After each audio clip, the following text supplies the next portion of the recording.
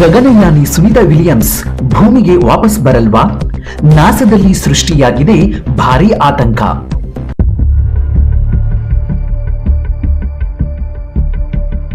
ಹೌದು, ಈ ಆತಂಕ ಈಗ ಎಲ್ಲರಲ್ಲೂ ಕಾಡ್ತಿದೆ. ಕೇವಲ 8 ದಿನಗಳ ಮಿಷನ್ಗೆಂದು ಅಂತಾರಾಷ್ಟ್ರೀಯ ಬಾಹ್ಯಾಕಾಶ ನಿಲ್ದಾಣಕ್ಕೆ ಹೋಗಿದ್ದ ಭಾರತ ಮೂಲದ ನಾಸಾ ಗಗನಯಾತ್ರಿ ಸುನಿತಾ ವಿಲಿಯಮ್ಸ್ ಹಾಗೂ ಬುಜ್ ವಿಲ್ಮೋರ್ 7 ತಿಂಗಳಾದರೂ ಇನ್ನೂ ವಾಪಸ್ ಬಂದಿಲ್ಲ.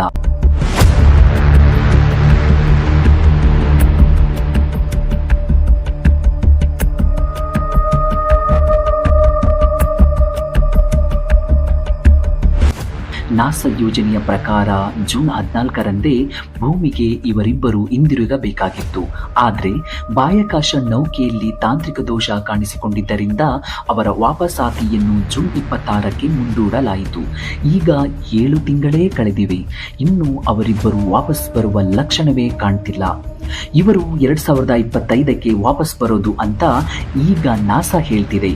ನಾಸಾದ ಈ ಹೇಳಿಕೆ ಬಾಹ್ಯಾಕಾಶ ವಿಜ್ಞಾನಿಗಳಲ್ಲಿ ಆತಂಕ ಮೂಡಿಸಿದೆ.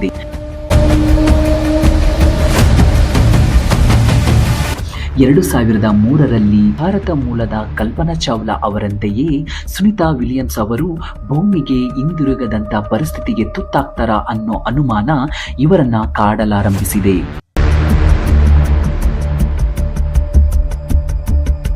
ಈ ಕುರಿತು ನಾಸಾ ಹೇಳೋದೇನು? ನಾಸಾಗೆ ಕೈಜೋಡಿಸಿದ ಸ್ಪೇಸ್ ಎಕ್ಸ್.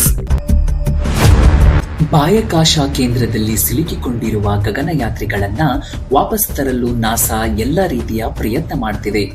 ನಮ್ಮ ಪ್ಲಾನ್ನಲ್ಲಿ ಬೋಯಿಂಗ್ನ ಪ್ರತಿಸ್ಪರ್ಧಿ ಎಲನ್ ಮಸ್ಕ್ ಅವರ ಸ್ಪೇಸ್ ಎಕ್ಸ್ ಕೂಡ ಕೈಜೋಡಿಸಿದೆ. ಸೆಪ್ಟೆಂಬರ್ 25ಕ್ಕೆ ಸ್ಪೇಸ್ ಎಕ್ಸ್ Q9 ಮಿಷನ್ ಉಡಾವಣೆಯಾಗಲಿದ್ದು, ಅದರಲ್ಲಿ ಆ ನೌಕೆಯಲ್ಲಿ 2 ಗಗನಯಾನಿಗಳು ಹೋಗಲಿದ್ದಾರೆ. 2025ರ ಫೆಬ್ರವರಿಯಲ್ಲಿ 4 ಸಿಬ್ಬಂದಿ ಬಾಹ್ಯಾಕಾಶದಿಂದ ವಾಪಸ್ಸಾಗಲಿದ್ದಾರೆ ಎಂದಿದೆ ನಾಸಾ.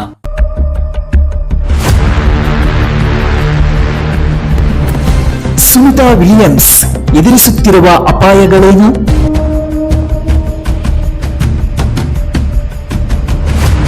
ಬಾಹ್ಯಾಕಾಶದಲ್ಲಿ ದೀರ್ಘಕಾಲ ಇದ್ದಾಗ ಗುರುತ್ವಾಕರ್ಷಣೆ ಇಲ್ಲದ ಕಾರಣ ಆರೋಗ್ಯದ ಮೇಲೆ ಗಂಭೀರ ಪರಿಣಾಮ ಬೀರುತ್ತೆ.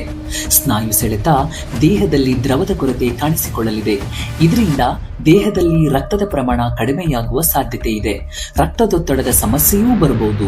ಅದರಲ್ಲೂ ಗಗನಯಾತ್ರಿಗಳು ಗ್ಯಾಲಕ್ಸಿಯ ಕಾಸ್ಮಿಕ್ ಕಿರಣಗಳು ಮತ್ತು ಸೌರ ಕಣಗಳನ್ನು ಒಳಗೊಂಡಿರುವ ವಿಕಿರಣಗಳನ್ನು ಎದುರಿಸಬೇಕಾಗಿರುವ ಕಾರಣದಿಂದ DNA ಹಾನಿಯಾಗಬಹುದು, ಇಲ್ಲವೇ ಕ್ಯಾನ್ಸರ್ ಬರುವ ಸಾಧ್ಯತೆ ಕೂಡ ಹೆಚ್ಚಾಗಿರುತ್ತೆ ಅಂತ ಹೇಳ್ತಾರೆ ತಜ್ಞ ವೈದ್ಯರು. ಸುನಿತಾ ವಿಲಿಯಮ್ಸ್ ಅವರಿಗೆ ಬಾಹ್ಯಾಕಾಶದ ಯಾನ ಹೊಸದೇನಲ್ಲ. ಅಂತಾರಾಷ್ಟ್ರೀಯ ಬಾಹ್ಯಾಕಾಶ ನಿಲ್ದಾಣಕ್ಕೆ ಸಹ ಗಗನಯಾತ್ರಿಗಳೊಂದಿಗೆ 2 ಸಲ ಯಶಸ್ವಿಯಾಗಿ ಹೋಗಿ ಬಂದಿದ್ದಾರೆ.